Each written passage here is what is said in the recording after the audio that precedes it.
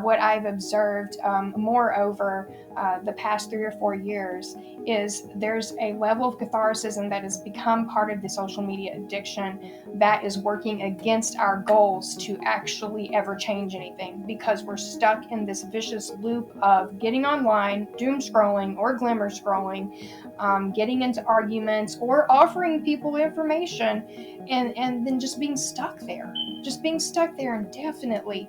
And it's draining, and more it's not very safe because of how these mainstream platforms are being flooded with bots, and I would say state agents and type, like narratives and whatever, that are just not conducive to actually community building.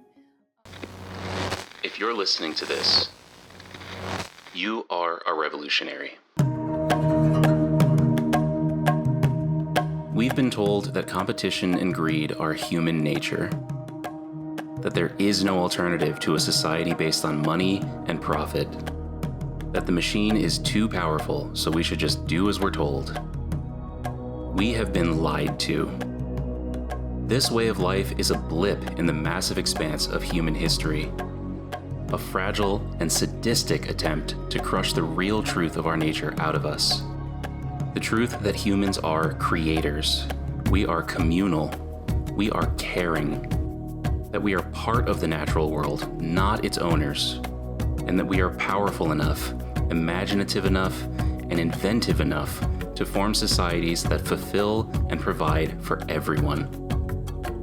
It's time to question and rediscover all that we thought we knew, to understand and practice together what is needed to free ourselves from oppressive control and planetary destruction. It's time to stop looking for saviors in the world of politics, power, and profit. Together, we have all the skills and support we need to leave that world behind. We are the ones that we've been waiting for. We can choose what our future will look like together. So let's get started. All right, welcome back, folks. It has been a minute. We've missed you. You maybe have missed us, I hope. I'm Ev. I am part of the Media and Messaging Circle here at Moneyless Society, here with our co-host, co-founder, Amanda. How are you? Oh, I'm great, and so happy to be back at it with you, Ev. It's been a wonderful holiday and break, and I'm very privileged to be able to say that. And I know that we'll get into how we accomplished having that break later on, but suffice to say, I'm just happy to be back at it. Yeah. We had been doing these episodes, kind of interviewing the different circles of Moneyless Society. We are organized sociocratically, so kind of more horizontally than most places that you're used to in your day-to-day life. And we wanted to talk about the different circles that are a part of that, the people that are in them and stuff. And Amanda and I are both part of the Media and Messaging Circle. And we have been enjoying a little bit of like a winter break lately. You've probably seen a lot of the, memes and conversations around like, it's dark, it's cold, we should be hibernating, why are we at work? Like that kind of thing. And we wanted to take that very seriously. We wanted to actually see what would happen if like we let our people and our bodies rest a little bit and try to just prepare for the year that was coming. And so how have you felt about that? I mean, how has that been for you? Where do I start? It's been amazing. It's been amazing, but it's also been a huge challenge, as it is for any of us who are so very conditioned into relating our identity and our worth with our level of productiveness, right? So when we first started talking about it, I had conveniently already started trying to work my way into slowing down. And I was so very glad to see it on that scale, like org wide, like, oh God, yeah, I won't have to try it alone. And then when I seen other people like diligently striving to really cut back on their productivity day to day, and even here in the org, how many meetings we were having a month and what boxes we were checking and stuff, it was so incredibly liberating to be like, I don't have to be grinding 24/7. And let me tell you, that came with a new set of challenges, because then I had to, like, it felt like reconfigure my nervous system to be okay with being still, Right. to be okay with incorporating some play into my day, to be okay with taking a nap at 2 o'clock because you know what? I'm not going to do 20 things today. I'm going to do 10 and feel good Right. about it. And so that's a long answer to say it's been great, and I'm so incredibly glad to see other people get to experience that as well. And that's definitely one of the many examples that we want to start setting here at Moneyless Society, internally and externally, through the degrowth lens. But that's something we can get into another time. Is essentially rest is, as they say, revolutionary, and it also comes at a very good time and like step with the things that are going on in the world right now. Like I think that if we hadn't taken that new approach and slowed our pace over the holidays, that I would and we all would be that much more burnt out and exasperated now that we've arrived in 2025 and we're having to face some pretty heavy implications with things that are unfolding around us and right here at home and around the world. Oh yeah, the whole world is seeing it and probably feeling it to some extent. And I think something that you have continually reminded us of here is that like urgency is not the way. Like it feels urgent. I think all of us were sensing that. Like, shoot, is now like the time to slow down when all this stuff is coming? And it's like if you are completely burnt out when you get there, what are you going to do? How are you going to be effective at Exactly. all? So Yeah, that was yeah, probably the biggest hurdle for. Would you agree? Was that one of the biggest hurdles for you to get over? Like, wait a minute, you want us to slow down and do less right. when the world's on fire? Like, oh, shouldn't we be getting pails of water? Like, Right. is it okay to slow down? Right. Yeah. Yeah. No, I So felt that too, and I mean, it was there was so much that was waiting, but I think everyone I've talked to has enjoyed. Like, we specifically wanted to like take time to connect. Like, we've been trying to experience more community with each other. But everyone I could sense needed this from their personal lives, from even our organizing lives, because organizing is tiring. So I could sense that everyone needed a little bit of time.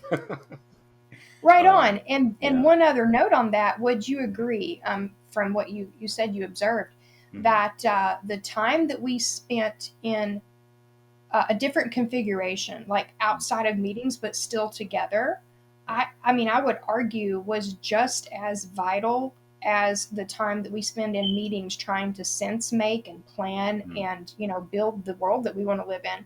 Because we, as you said, made those connections, we made them deeper and stronger. We enjoyed things together. We cried together. We like went deeper into certain subjects and, so on and so forth. And you can't do that if all you're doing is having meetings. So Exactly. Yeah, I wouldn't have said that any differently. Like, it makes it. It seems cheesy. It's like a Hallmark movie. It's like you gotta connect your hearts, but it's so true. Care Like, if Bears. you are right, stare. Like, if you are connected with someone, you are more committed and more effective in like what you're trying to do together. And that's such a huge part of Absolutely. organizing. I think gets overlooked for sure. Um, Absolutely. The yeah, cohesion has got to be built outside of the workspaces, yeah, even if yeah. it's organizing work. Right. Yeah. And I love what you were saying earlier about, the precedent that we're trying to set, because that is very much what, we did with the winter slowdown, and also something that we're doing with the organization overall. And we've mentioned this in recent episodes, but we are trying to kind of, uh, reconfigure things a little bit to make it more focused, more effective. Really, we just want to have as much like clarity and efficiency for the people who are involved in this as possible, because so much organizing spins out of control because it's like, we should be doing this and this and this, and we need more people, and there's no kind of like through line of like, this is the goal, this is what we're working on. And so, to avoid Right. that, we decided kind of together that like we should look at like, what are we focused on? What do we do? What does Mindless Society do? And so, for the last few months, we've also been working through kind of a proposal to redirect the organization a little bit. And it's not so much like veering off and being like, actually, we're into crypto now. It's more like, let's just narrow this down. Instead of let's save the whole world, we're talking about like, what's the first step of that?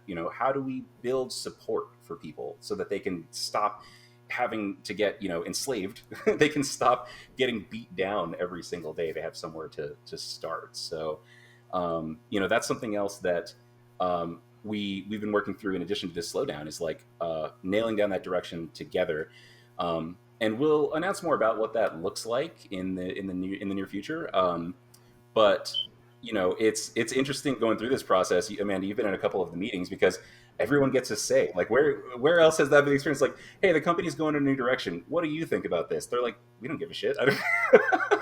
But here, it's like, what do you think? Where should we be going? Like, how does that work for like a horizontal group like us? You know, it's another one of those things that there's a lot to it. Like people say, like there's maybe a lot to unpack there, but at the root of it is a level of participatory democracy. Mhm. Um, and that's basically where the people who are making the decisions, especially like in what you're talking about in regards to our General Assembly, our new direction, and so on, they have been invested, they have been active, and they have, for lack of a better term, been vetted in such a way that it's proven that their expertise and interests are relevant to the decisions we're trying to make. And that's how participatory democracy can really work. Now, as you mentioned, we organize horizontally through the lens of sociocracy, which is very akin to the participatory democracy, right? And it's basically a system in which, if like let's say you have present a proposal to, say, the general circle, hey, maybe we should take the org in this direction, then everybody in that circle, on that team, in that meeting, gets to say, per their relevant interest and skills, I think that's safe enough to try, or I think this could benefit us, or I think we don't have the capacity for that right now, or I think that would be great, but let's tweak it a little bit to do this. And if somebody has an objection to that proposal, if they don't feel in alignment with that proposal, then that's the thing I really love about sociocracy and horizontal organizing, is that because we work at a pace that is considerate of everyone's capacity and everyone's relevant participation, Mhm. we're able to slow down, take a look at that objection, incorporate that data, that feedback into the proposal, and make it work Mhm. for everyone to the most optimal outcome. That doesn't mean that we end up going in circles endlessly or like catering to anybody's, whims. Oh, I don't want to do that because of this. But it really gives way to a much more informed decision every single time. And it ends up being more effective because everyone involved got to participate in the decision making. Therefore, they're more invested and things get carried a lot farther than with your usual like consensus based Mhm. decision making, where people come in and the majority gets the vote, when like the majority gets to go on with the proposal that maybe they presented versus the other people who's like a minority in the vote. Yeah, it's just a lot more effective. And I really enjoy it for so many reasons, but that's probably the main one, and how I view that it works. It works on the highest level. Yeah, yeah, and to your point about like it not getting hijacked, I think that's always the fear. In the same way, like same thing with the tragedy of the commons. Well, people are going to steal. Well, people are going to try to take it over, and it's like, well, the thing is, like people that are in these spaces aren't necessarily trying to sabotage them because they kind of want these things to work, and so it's also like when you feel heard. You don't usually feel the need to like hijack the whole thing and make it yours because they actually care about you. So Yes. I think we've experienced that firsthand quite a bit here. Oh, I love, love, love that you made that point, and everything that needed to be said really what is in what you just encapsulated there. People who get to participate from the get go are again going to be more invested and thus be more willing to carry it forward. But more than that, just feeling heard and seen and appreciated and valued in that process, it builds another layer of cohesion that's much harder to break. Yeah, and that's really what we want for this going forward. We want to be an organization and a group or at least an idea that lasts. There's no like end all. We're not the organization, but we just want to be a group and an idea that is functional and is like helping. And so that's Yeah. that's the goal of the kind of restructure that we've been talking about and working on, and we're taking our time with it so that we get it right and it doesn't we don't there's no urgency, we don't rush it and just fall apart, crash against the rocks immediately. So Wanted to kind of give folks like an idea of, where we've been with that, what's changing with the organization, and also, what to expect from the podcast going forward. Because since we are realigning a little bit, we're kind of talking about trying to do more like activating, more like connecting people than just like talking about things. And so the podcast is not going anywhere. We want to keep doing this because this has been a connecting point for a lot of people. This has been educational for a lot of people, inspirational for a lot of people. And, the people that we get to talk to in our networks are really knowledgeable and really interesting. So we want to keep doing that. But we just wanted you to be aware that it might not be like our primary focus, with this kind of like reorganization that we're working on, but that we will still be here. And we're navigating a lot of changes. Amanda and I were talking about before the show, how digital spaces in general are changing, and we're trying to kind of get ahead of that. So kind of tell them what you were talking about, Amanda, earlier with like all of the changes that we're seeing in the digital world. Oh my goodness, Becky. So, as we record this episode, it is day 2 of the Trump presidency.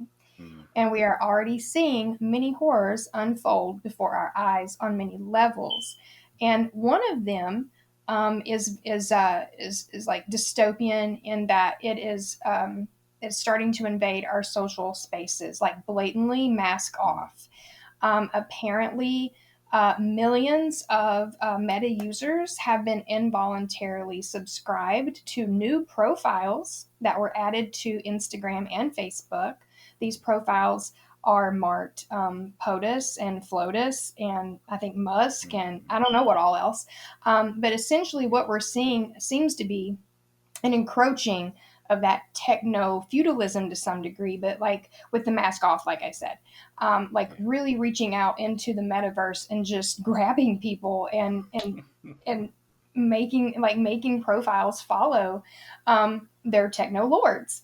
And that's comes with so many implications. It's so heavy and dark. But even before this, we already had caught on to the fact that obviously, like you were saying before, that through line, we need to just keep looking for that through line and maybe building that bridge ourselves. Because ending up on social media for the reason of finding people to make connections is great and all.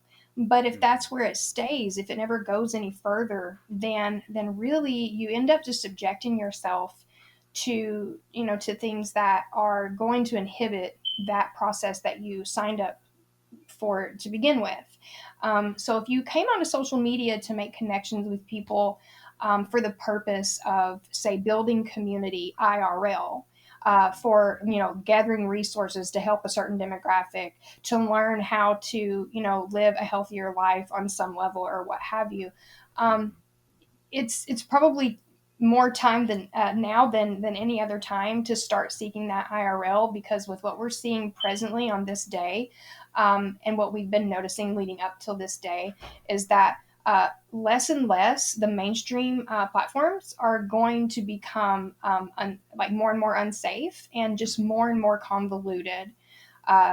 It's going to be very difficult going forward to maintain connections.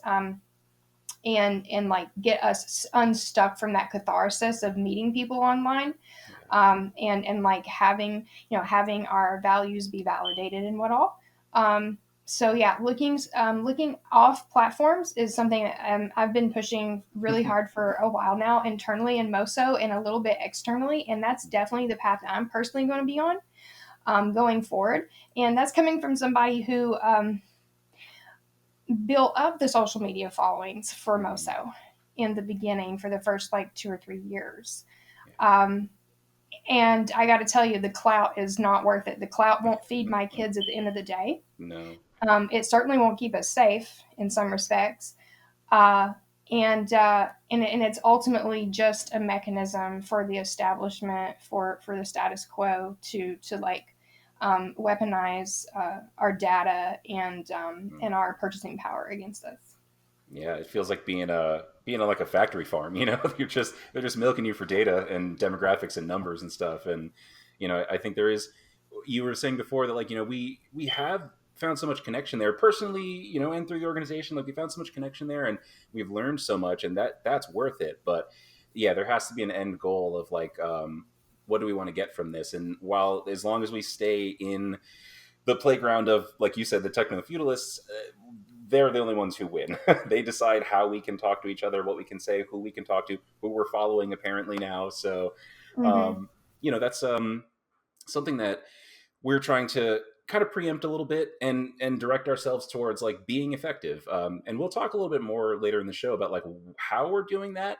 In addition to trying to be more IRL, because we're very far apart. MoSo is very spread out, so we have to be digital to some degree, but we're trying to find ways, and we have found ways to also translate that into real action. Right, right. Oh, and one of those ways is our Discord. You may have seen, if you follow us on social, you've probably seen we do have a Discord. We just kind of recently revived our Discord server in the last few months, and we've been getting lots of people coming in, you know, who have kind of, even if they aren't, you know, seeking radical action, they don't want to go, you know, subvert the system. They just want to talk to people who get it, and that has been really cool to see. You know, it's not just an echo chamber either, which I've noticed is something that can be uncomfortable for people. Is they come in, they say something, and they get some pushback, and they're like, "Oh, what is that about?" And it's like, "Well, no, I'm just saying that this thing is like this." And they're like, "Oh, I didn't," you know. It's, you see people having their assumptions challenged, their reality checked, and learning. So our Discord is, you know, open to join, and we do, like Amanda was saying about volunteers, we do vet to some degree, just like making sure people are kind of aligned with these ideals. We're you know, wanting to make sure that the space is safe. It's like a healthy space more than anything. But that we hope will lead into more, you know, IRL connections, real life action and networking, things like that. But just want to extend that invite to you folks out there to come in and kind of hang out.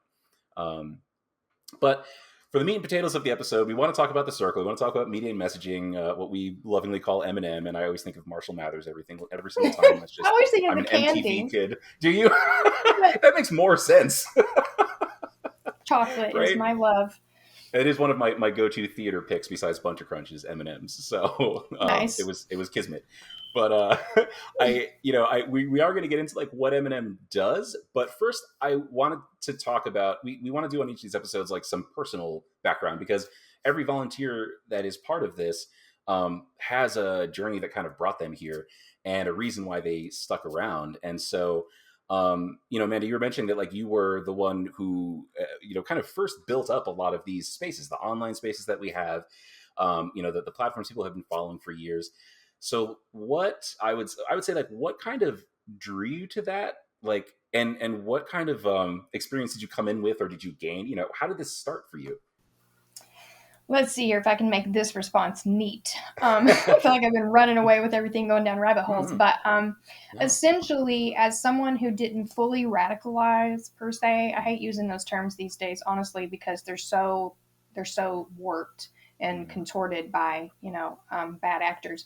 But for the lack of another term, because I didn't fully radicalize or like really understand where I fell on the ladder of the status quo and how that was affecting my life and my kids' lives and my whole community and all that jazz, until I was in like way into adulthood. I had a fever to share that experience, and also probably because I'm the type of person who has to audibly process things, and B, a writer or an aspiring one, Mm-hmm. and so having a soapbox essentially to say, hey, this is what I experienced, this is what I went through, and also just having like this intuitive pull toward that. Like I was always drawn toward sharing my own experiences with other people, Yeah. and I have to think, I have to believe it's because that is how we connect with others. That is how we show others that their feelings and experiences are valid, that they're not crazy and they're not the only ones. And so that's really been at the base, as people who have watched our podcast for the past, 2 or 3 years Yeah. now, have probably heard me say before, as I just really want to be that person who's speaking up about my experience because I know I'm not the only one having it. And if I speak up, maybe others will feel empowered to do that as well and feel safer to do that. And so that's what really drove me toward social media with my writing. And what that led to was me connecting to the already existing MoSo forum, like the actual group, where I met Matthew Holton, our original founder and author of Moneyless Society, The Next Economic Evolution. And he's like, you know what, you could run my socials for a little while. And then it just snowballed from there. We went in together and incorporated Moneyless Society and then made the nonprofit. And he took over writing his book. I took over the Facebook and Instagram. And here we are today with you at the helm of the best version of Instagram we've ever had. Thank you. And I'm over here on the struggle bus of Facebook daily going, I don't like this anymore. I don't want to be here. This sucks. It's changed so much. It has. But Yeah. that's it in a nutshell for what it's worth. Yeah. And I've gotten a lot out of it. And I have to say the thing that I've gotten out of it the most probably is connection. Though virtual, but some of it by following that through line has led to IRL connections and support and expansion and enlightenment and growth of myself and like experiences that I probably would never have had otherwise, like travel and just the things that I've learned from getting to know other people and their experiences, their walks of life and stuff. I mean, you can get that IRL for sure, Mm-hmm. but I had to first encounter it online to understand its value and then reach this place, ironically, where I'm now pushing to go back offline and rediscover that face to face. Yeah, that makes sense. I'm sure a lot of people listening have had that same experience of like, in your neighborhood, in your school, whatever it is, you didn't encounter a lot of these things. But that's why that's why everyone says that colleges are brainwashing kids because they go there, they have experiences with people from outside their community, and they're like, oh, there's like a whole world out here I didn't even know about. And social does Right. that in such a quick way. You just go on your phone and Mm-hmm. someone currently in China is telling you, hey, your country's backwards. And you're like, wait, I'm sorry, what? And, you get to have those experiences. But yeah, and then you do bring that back. I think most of us can say we bring that back to wherever we are. And we find then the people who have those ideas around us, but we're, like you said earlier, afraid to talk about it because they felt Right, alone. right.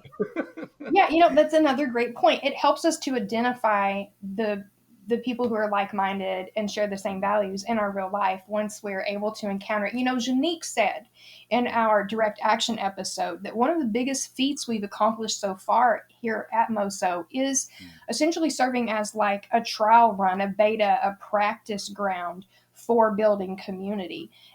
Because it is so unsafe and unpredictable IRL for a lot of us, depending on where we live and the demographics we're around. We really got to just get a taste of it and learn some P's and Q's, some ins and outs before we go out and try it in the real world, especially if you've already been traumatized, excuse me, on top of the trauma we all experience in this system when trying to make connections with people. Yeah, absolutely. It is. We you see all the jokes about the leftist infighting and social media being a cesspool of trolls, and it is in a lot of ways. And that is something that takes a lot of practice is learning to disagree respectfully. And to have conversations that actually you can learn from rather than just feel correct. And I think that we've had a really great experience of that so far. It hasn't been all roses either. We've had big conflicts, we've had big issues in our chats, in our volunteer groups, but nothing that couldn't be addressed because we were on like the same track. We had the same goals and we cared Exactly, about each because other, of our like we said values. earlier. Yeah, so But what's your so yeah. background, Ev? What's your Oh yeah. background? What led you here? What have you got Me. out of it? Yeah, you, It's you, the funny. goat, the person The who goat. is holding up the whole social media, who took Ah. over the 5 hats I was wearing when you got here. Like, I've how taken a did you maximum get of 2 here? of your hats, and you were And wearing how's that 10. going? It's good, actually. Okay, It's funny. fair. We both have such a kind of scattershot background. Like neither of us was Yeah. like trained in this or like always thought we wanted to do this. But I think something that we share is that like communication has always been a really foundational interest for us, and for me, my background is in writing, for one, like you. That was the first thing I ever wanted to be besides a paleontologist. I wanted to be a writer, and only Awesome. paleontologist because of Jurassic Park. But but um, Right, right. but yeah, I wanted to be a writer, and then later, that led into me thinking about journalism, and then getting into photography and getting into video, and I grew up in an era. I'm 35. I'll be 36 this year. I grew up basically like in this creative world where you could and had to do everything yourself. If you were going to be a reporter, you had to take the pictures, write the story, upload the video, find the interviewer. Right. And so I grew up in kind of a digital age. I learned how to do a lot of that stuff. And I was doing a lot of it freelance. And, I just sort of kept, I was like a, I was like a dough ball. I was just like rolling over, picking up skills, just kind of, randomly. Like, oh, I need a website for my photography. I'm going to learn how to make a really basic website. So Amazing. all that kind of stuff, like, made me like a very much a generalist. I could do like a little bit of everything. And Mm-hmm. I will tell you, like, that maybe used to be not a good approach to a career. I'm not great at anything, but like I can do lots I of different beg to stuff. differ, but Right. I see what you're saying.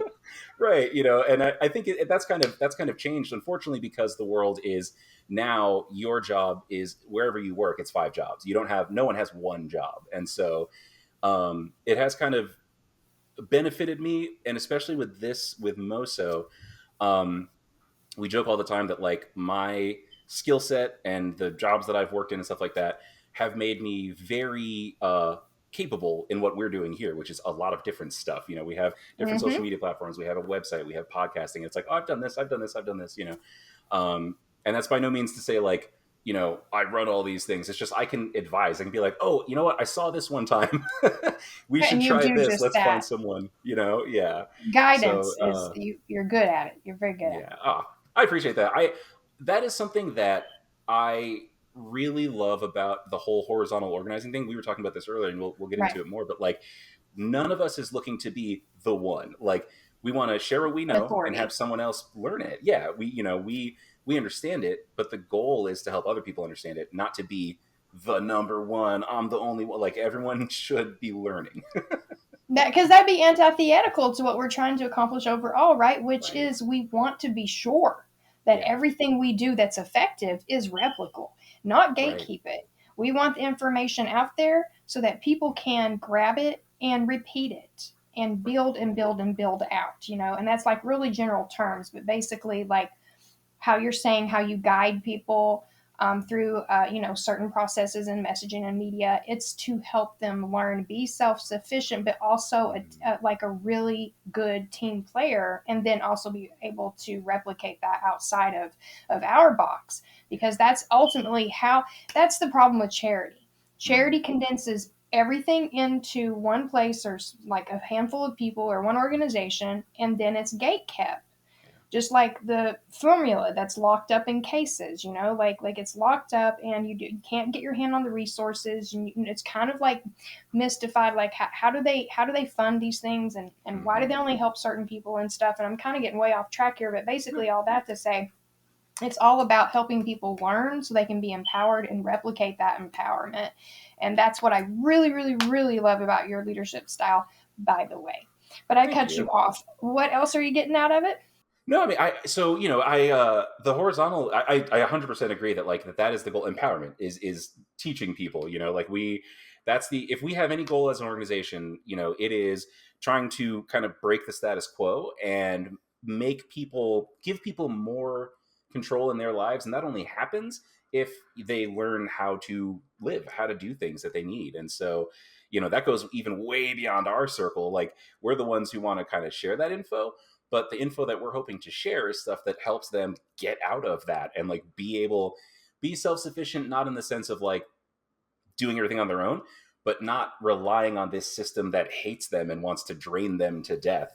They can do this Mm-hmm. outside of that with people that care about them, and they can take care of each Yes. other. Yeah. Yes.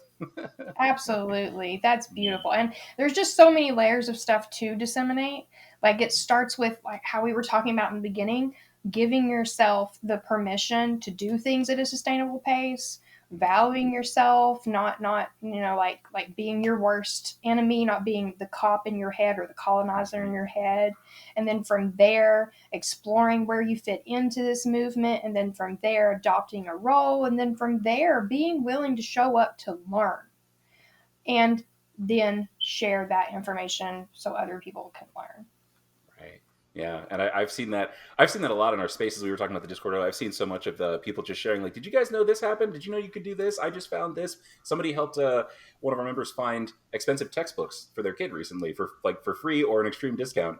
And Awesome. I didn't that's even the know kind that. of yeah. It was just recently this last week. Like that's the kind of communication that we want to be sharing. And I think what we've both experienced is that that can be hard to that can be like wheat crackers. It's like people don't really want it. It doesn't sound tasty or fun, but it is good for you and it will keep you alive. And I'm kind of Mm. curious, like, I wanted to ask what you think the world change potential is of like creativity and art and things like that, because that's like a personal obsession of mine, so I kind of want to hear what you think about it first. Oh, okay. What is the world change potential with Hmm. creativity and art? Hmm. I assume through the social media platform, social spaces lens. Well, that, and I mean, just you're a creative person in general. I mean, and so much of what I think we do in media and messaging is trying to think of creative ways to present things and trying to make things engaging and trying to to touch people, trying to like get past their defenses and make them feel. Right on, right on. Hmm. So, a term that came up in another meeting or circle discussion recently, as just last night, I think, is emotional alchemy. And Mm. I think that with the application of arts and creativity in our social spaces, emotional alchemy comes into play, because obviously when you observe a piece of visual art, or you hear a piece of music, or you read somebody's, heart's words that they poured out through their heart per Yeah. se, it's going to affect you in whatever way aligns with your perspective, your lived experiences, so on and so forth. And without coming in contact with that, and without coming in contact with a diverse spectrum of those things, your perspective, your worldview remains narrow. And so being sure that we incorporate art and creativity into the messaging that we offer our online community is so very vital for that reason, I think, because we have to be sure that we're using the things that actually move people, the elements that actually move people, which are, like I said, visual arts, music, and written word. um, I think that's another thing that draws me to writing, as it probably does you too. It's a format of expression that's like painting a picture, but with words. Yeah. Um, and I know that without it, I would not have made it to where I have on my journey at this point without that opportunity to express my experiences in a way that I know other people are going to encounter them, and that affect them in a positive way. So Yeah. it You really, it goes mentioned. both ways Right. in that respect as well. Like it impacts our community externally, but it's also a tool of growth for us who are sharing that art and creativity on our social medias. Yeah, you mentioned earlier that you process, audibly, and like, I Mm. wonder if it's similar for your writing. I think that when you're trying to um, phrase something, when you're trying to say it just right, uh, I think that makes it so much more powerful. You have a sense of what you're trying to say, but when you nail that explanation, not even it helps you so much because you're like, that's what I meant, that's what I'm talking about. But other Yeah, people exactly. get that same experience. They're like, that's what I've been feeling. Oh my god, there it is in Hmm. words. It's like this gut feeling that you get when you line the words up just right. Am I Mm, right? And it's mm, almost like it solidifies or activates something. It's almost like you can feel the neurons yeah, like meet and be like, that was it. That was that yeah, was that was the thing. That's how it needs to go. right, right. But yeah, There's that. but and then, like, also, if I could just add really fast, the art and creativity aspect of social media is also so essential because it gives light and gives space, platform to those of us in society who are otherwise to stuck on an assembly line, but Hmm. have something invaluable to offer our community, through that expression. That's probably one of my favorite aspects of being able to use these platforms for expression. Yeah, and you mentioned earlier like that we even just on our platforms we want to have like a plurality of voices. We've been very intent about this when we've had volunteers come in. Is like this is not Evan Amanda tell you what to post. This is like what are you feeling? What do you see? What are your thoughts? Because the like you said about experiencing those spaces, everyone comes into them with a perspective or a feeling, and they're looking for the people with similar feelings and perspectives. And so we try to make a point, and we're getting better about this. It's volunteering is time consuming, and we not everyone I'm saying we don't have a massive team but like the people that are coming into it, the more of them that get involved, the more voices and ideas we have represented. And that is so important in social spaces and in art and creativity. Is like if there's only one kind of creative thinking that's allowed, that's not only boring as hell, but it makes for a really artificial world. It doesn't really represent like Right. the spectrum of human experience, and that's what we want because that's what creates like Yes. balance. Representation, Mm, absolutely. Which is yeah. another reason why we're like refocusing in some Mm, aspects of media and messaging. mm, We want to be sure that we open up that gate and stretch that spectrum out and make sure that we give a platform for representation to as many people as want to show up and reach out to their others. Because yeah, it takes everyone, absolutely. right? It takes everyone to build a community, and that goes back to what you were saying about it can't just be Ever Amanda telling Mm. people what they can and can't post or should post, because that would be antithetical to what we're trying to build. Yeah, there's so much that you and I don't know, don't see, haven't experienced, and that, Exactly. our good friend Mia is often talking about how her goal of changing politics is to get everyone involved and speaking for themselves, not the representatives. And it's Hmm. kind of same for social. It is one upside of social media, but that's a lot that's being suppressed, obviously, that we're seeing right now. But I think one of the things that the experiences that I've had in terms of like creativity in digital spaces and in general is that even like the writing, it has such an impact on people. It does radicalize so many people because it gives you more perspective, and it finds just the right thing that plugs in with your worldview. Like you were saying, there was a quote that I wanted to share that I saw on a page that I follow on Instagram recently. This guy Darby Hudson, he kind of like goes on, and it's almost like poems. He's kind of like reciting these poems while he walks around. But something he said a little while ago was, "You're dangerous when you make something beautiful because you might stir others' hearts." And I thought that was Oh, so gorgeous. powerful. Like Oh, that that's is that's it right there. That's the ticket. right. I mean, so much of what we saw in like the revolutions in like the 70s and before was folk singers in like the early 1900s and stuff like that. It was stuff that like stirred you. I think that's really the word I like, is it Hmm. stirs you. And I think that Yeah. that's like a lot of what we try to do. It activates that restlessness that we're all suppressing to some degree. And we're like, oh, I can't sit on my thumbs anymore. I have to think critically, or I have to do something about something I've already known about for a long time. Right, right. And we hope to give them some direction in that too, like to be Right. to say like here's what you can do, here's what you can try, all of that. And I guess that's a good, place to kind of transition to like what media messaging is for anyone who hasn't kind of already figured that out, as a circle of Moneyless Society. We are kind of like the voice of the organization. You already know about the podcast, you're here, you're watching it. And we obviously have these social media channels, um, but we are basically we're disseminators. I mean, you've talked a lot, Amanda, about the MoSo Academy, the idea of like kind of spreading this information around. What do you see as like the function of media and messaging?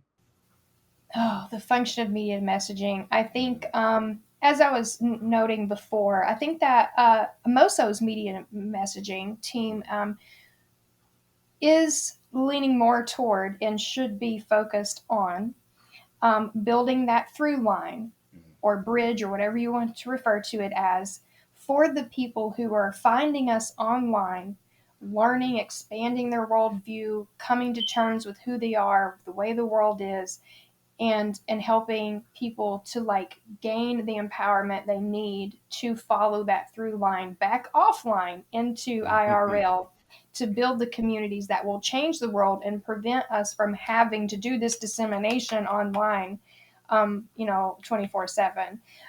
That's what our focus has been shifting toward more and more over the past year and a half, I would say, and that's where we pretty much arrived at.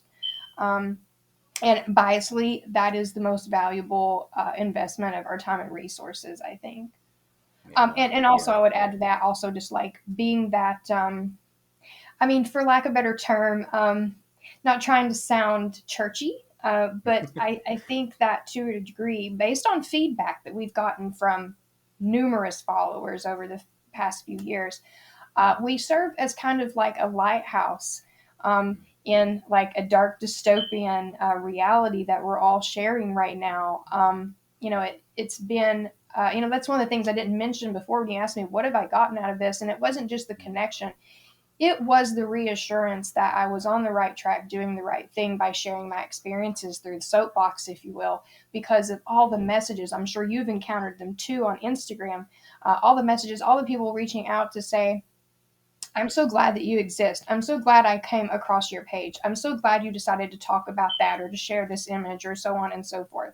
Like, that is the kind of stuff that in the digital age we live in actually makes a tangible impact. It may be virtual work that we're doing, but it's making tangible impacts in people's lives.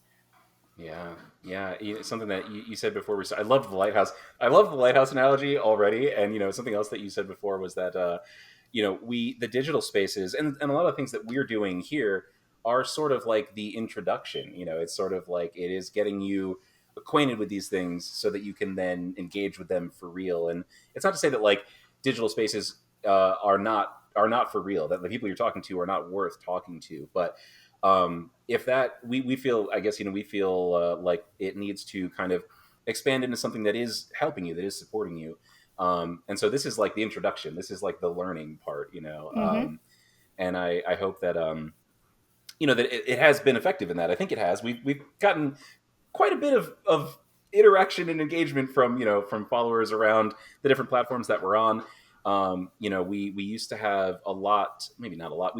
We had maybe more platforms that we were active on before, but we know where like our like kind of core audience has been, and that's something we've been navigating as well. Is like, where are we effective? Like, where are we useful? Mm, What's a yeah. place that like our message is like not just like welcome, but like going anywhere, um, and that kind of leads into like something we hinted at earlier, which is like, how are we shifting our social media presence?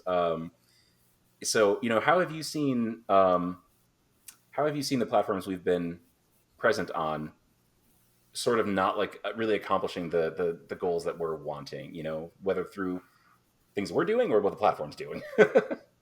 Right on. And I think I got into a really messy rabbit hole about that on a previous response to one of your questions in this episode. But to reiterate, basically what we're seeing right now is, and I use this word a lot, but hasn't it just been a consistently unprecedented time for like 5 years? Um, Yeah. so like unprecedented times on social media right now. How is it not serving our purpose? And how are the mainstream social medias, especially, not serving our objectives and our purpose right now? I think the best way to answer that is just to sum it up and say these platforms were originally designed to be divisive anyway. And now they are being like really driven home in that way. Like that's what we're seeing more and more of. They're being like, we'll say Facebook, for instance, being flooded with bots and divisive narratives like never before. And now also with what I was mentioning earlier, it seems like our new cartel, aka government, is now descending upon our social spaces online and wanting to kind of like have a bird's eye view from their very very high up status that they had to take from us because they come online and they made profiles and then they had meta involuntary like boost their numbers by having all like millions of people's profiles automatically follow theirs. right? Yeah. So that's one example of what we're seeing, and then how it doesn't really serve our objectives or the direction we're going in. It's multifaceted, it's multi-layered, and one that I've been more focused on recently is this the catharsis of social media.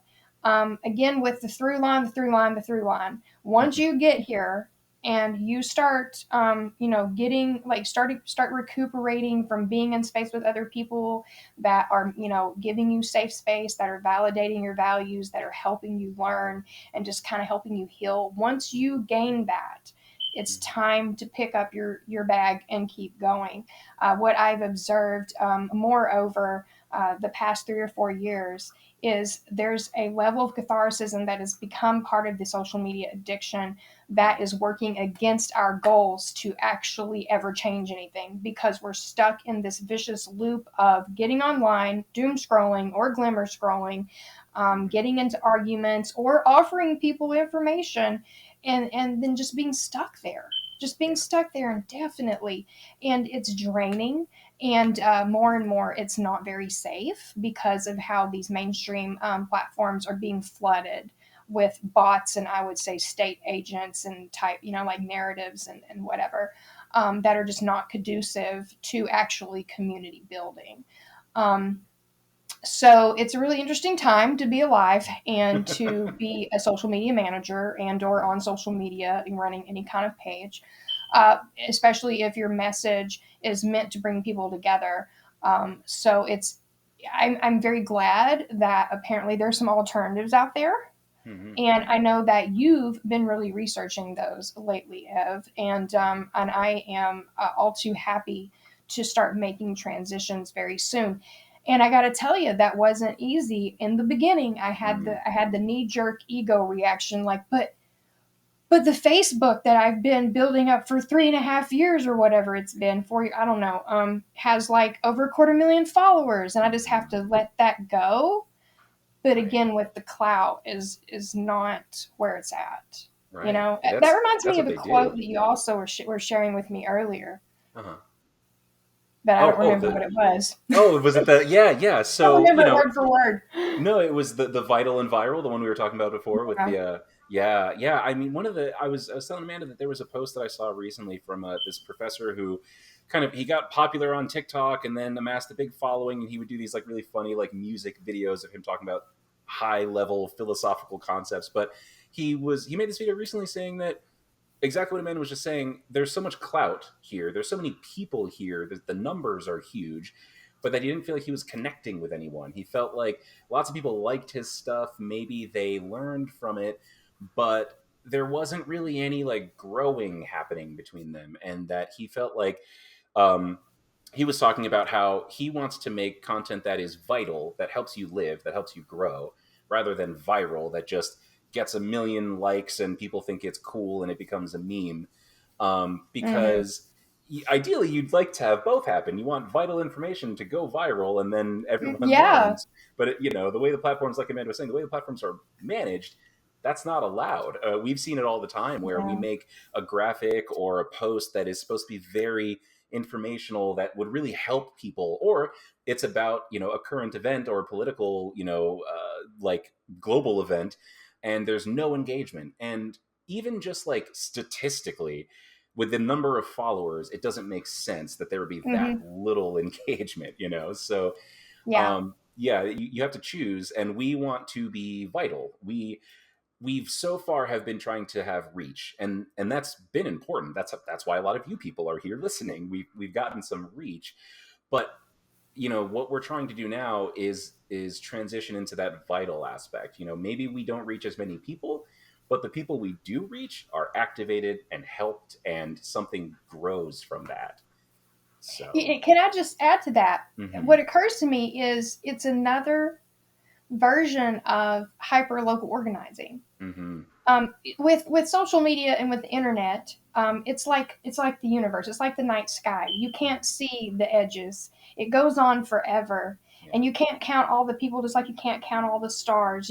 Seemingly as someone sitting there looking at a computer at a mhm, a news feed on Facebook or whatever. Um, and so, like, one of the things we talk about and strive to do here at MoSo is is learn more about and give rise to more hyper local organizing.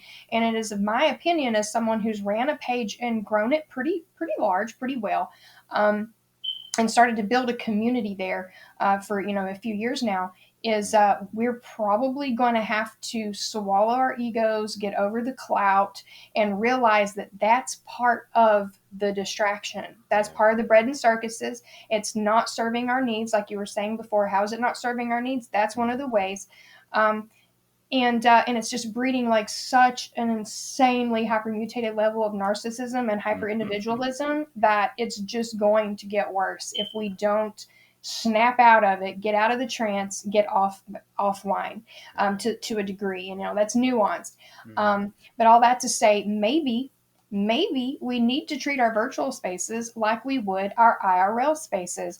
So if, like, you want to hyper local organize in real life, then how about we experiment with that online? How about we have platforms where it can exceed so many users, so that we have platforms that are more linked to actual places and people, so people in those places and regions can actually connect IRL and build things, versus having this expansive, like I said, like you can't see the edges of it, like a social media platform and virtual spaces where you just there it's endless, like the feed is endless, the number of people you can connect with are endless, and so the trash that you encounter, like divisiveness, the dumpster fires, the fear mongering, all that stuff is also endless.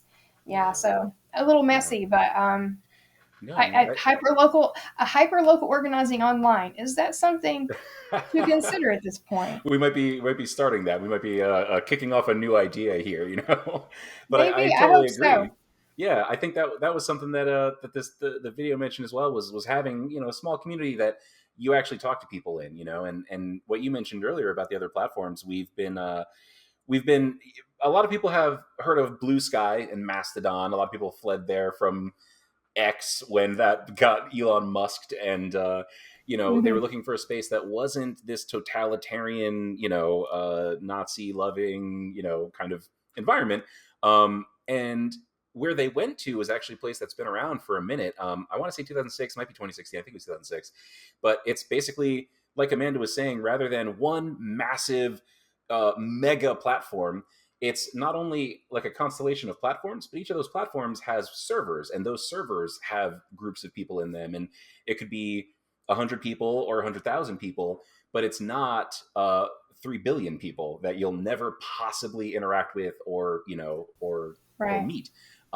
And so what we've been talking about is, like, these platforms currently aren't completely owned by any tech moguls, or at risk of being completely algorithmically hacked the way that a lot of the ones we're on now are, where it's like you get fame and attention if you spend money and if you talk about the things they want you to talk about.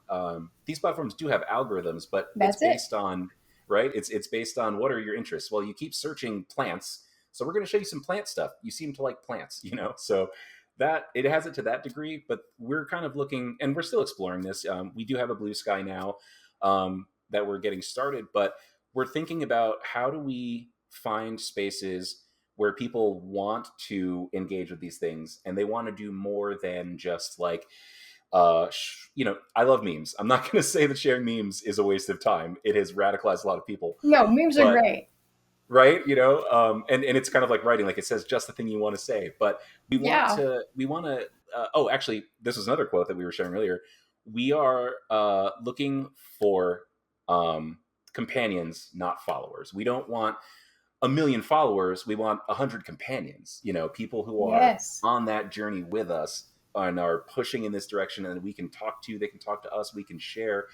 It seems like that's more effective, like Amanda was saying, for what we're trying to do, than just continually making number go up.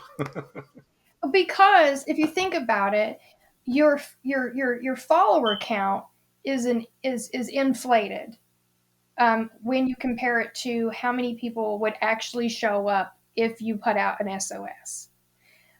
So like the smaller your follower count per se, the smaller your online community, then the stronger the connections between each person, Yeah. and optimally, then the more dependable that community is, you know.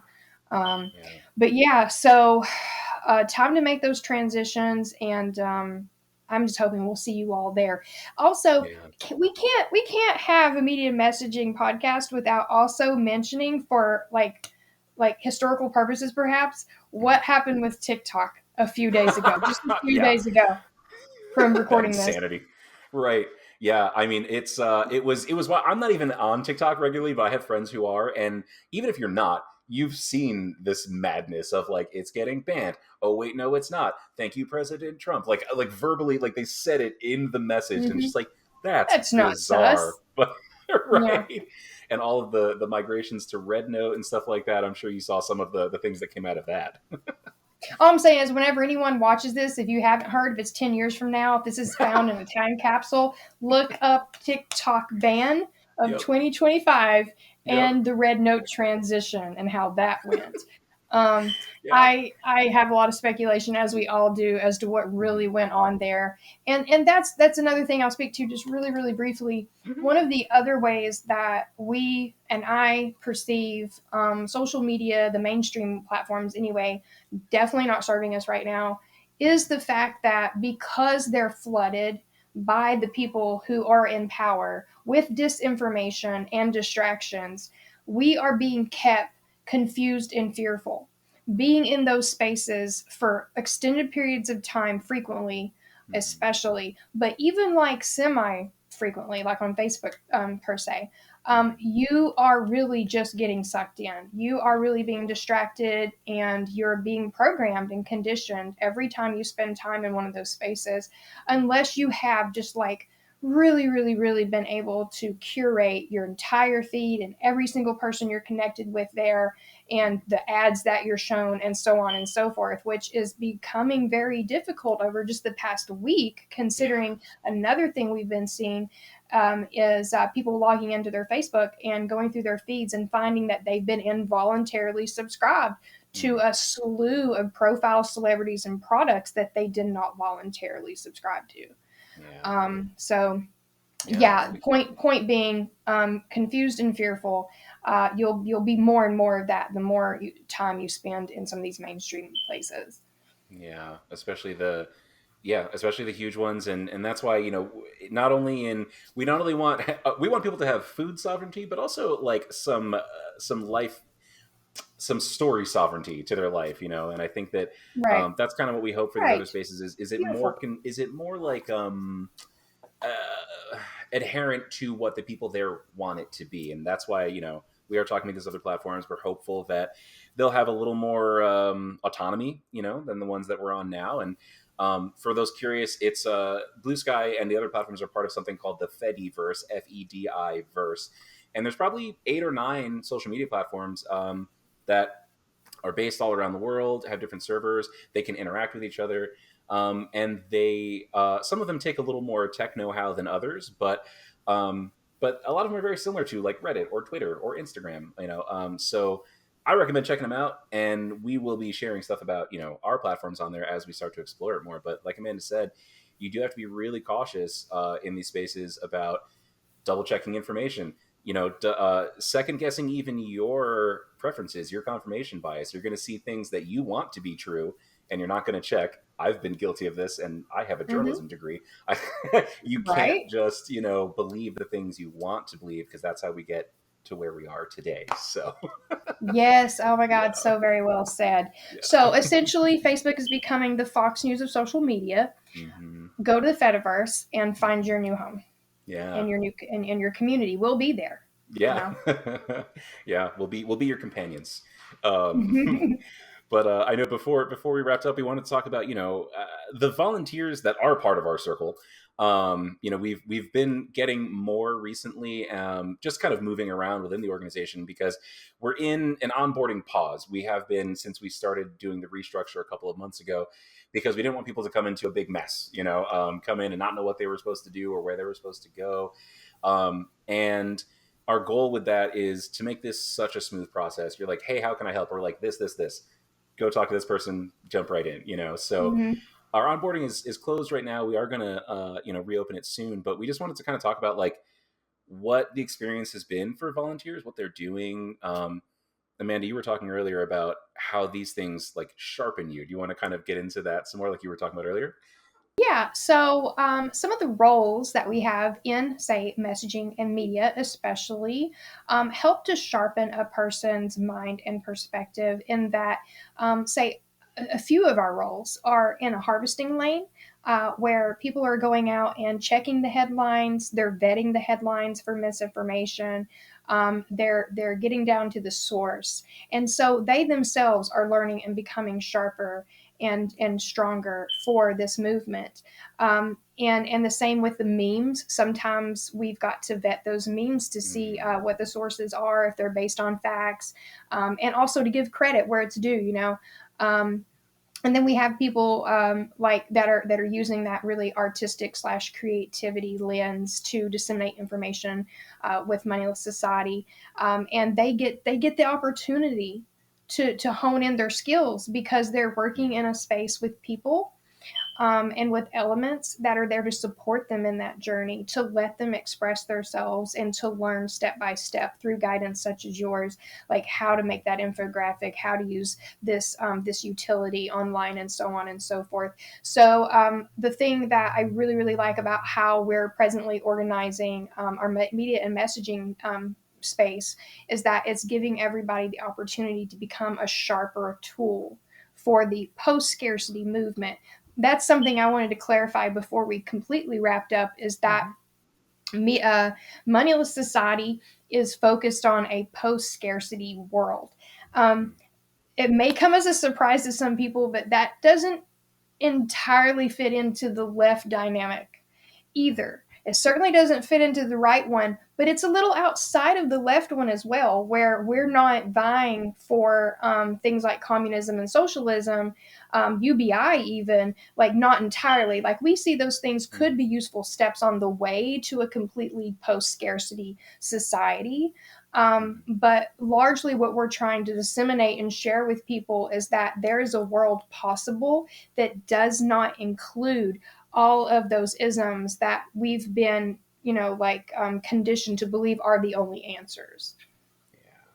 Yeah, And so in that way, it really broadens people's horizon that are participating in the media and messaging team. yeah.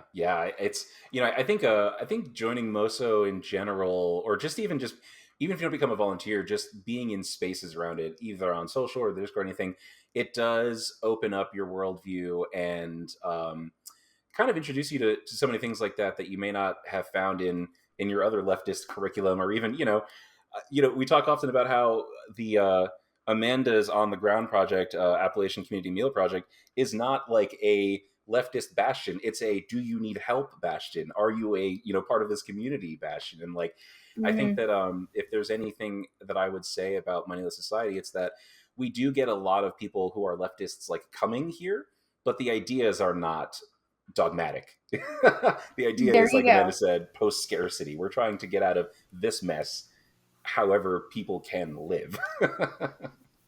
Yes, indeed. Yeah. So very, very much outside of the box, maybe more than some Mhm. people fully realize, because it, Mm. it occurs to me that in the years that we've been doing this MoSo social media thing, because there was not anything more relatable to like link what we do to something relevant in society, we just kind of fell into the leftist trench. And let me tell you, I have found the most devout and trustworthy and uplifting friends and extended family in those trenches. But at the same time, there is still a lot of work to be done in those trenches. Yeah. And it made me at some point realize that, oh, wait a minute, I just kind of fell into this. I was going in this direction. I've got to get back on that through line. I've got to get Yeah. back on that track. So another form of hope you come with us. Hope to see you there, because the left isn't the end of the road. Right. Right. I totally agree. And I think it's probably weird for people to hear that, but that's the idea. That's what we want to move towards, is a plurality of voices, lots of ideas, see what works. But connect. Like that's what you need. Connection's a new currency, right? I love that. Yeah. Another one. I might get that tattooed. I will love to see it. Yeah.